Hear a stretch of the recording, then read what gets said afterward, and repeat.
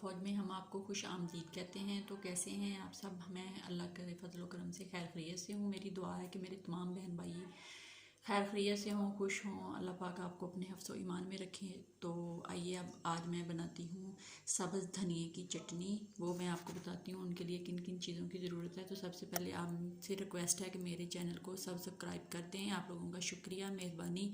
और लाइक किया करें, कमेंट्स करके बताया करें।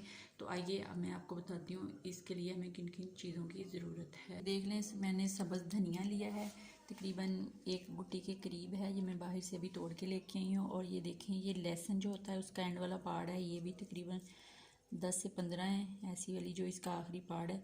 और 1 अदद लीमू है, 1 इंच का टुकड़ा अदरक है और 5-6 सब्ज़ मिर्चें हैं। और ये हाफ़ टी स्पून जो है वो नमक है, सूखा धनिया है हाफ़ टी स्पून। और गरम मसाले में मेरे पास हैं काली मिर्च और ज़ीरा। और इसको मैं सबसे पहले ये जो गरम मसाला है इसको डाल के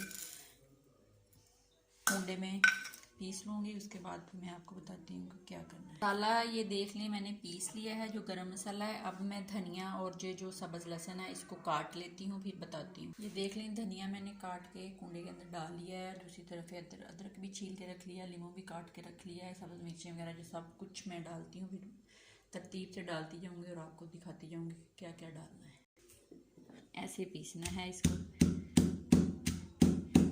ऐसे मैं पीसती हूँ, पीस के फिर आपको दिखाती हूँ।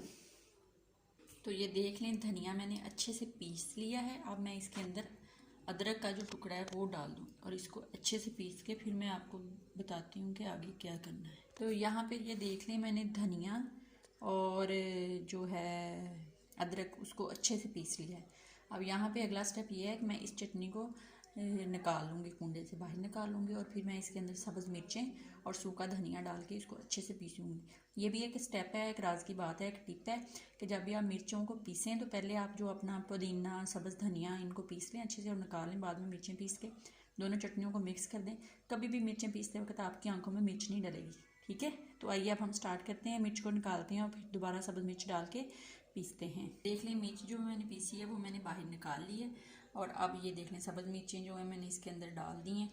अब इसको पीसते हैं अच्छे से। जब ये पीस गई तो इसके अंदर धनिया और नमक ऐड करेंगे और फिर जो वो हमने धनिया पीस के रखा है, धनिया की चटनी, वो इसके अंदर डाल देंगे, ठीक है।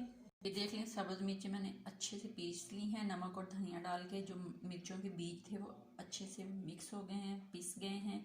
अगर हम धनिया के अंदर ही सब कुछ डाल के पीसेंगे तो एक तो मिर्चों का पानी बहुत ज़्यादा निकलेगा, हमारी आंखों में डलेगा। दूसरे नंबर पे ये अच्छे से इसके जो बीज हैं वो पीस नहीं पाएंगे।